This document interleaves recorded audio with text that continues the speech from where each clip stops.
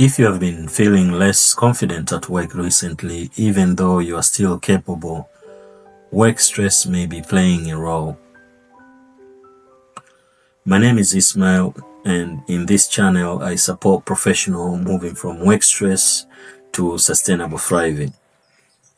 Many professionals think confidence disappears suddenly, but in reality, it usually fades slowly. It often begins with pressure, too many tasks, too many decisions, too little time to recover. When stress continues over a long period of time, your brain shifts into a protected mode. Your nervous system focuses on managing pressure instead of thinking creatively or strategically. Thus, when people start noticing things like second-guessing decisions, difficulty concentrating, or feeling unsure about work that once felt easy. This can create a confusion cycle. The more pressure you feel, the more your confidence seems to drop. But it is important to understand something. This does not mean your ability has changed. It usually means your system is overloaded. Your mind simply needs more clarity and recovery.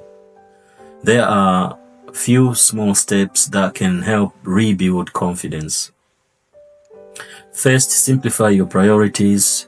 Trying to manage too many demands at once weakens focus.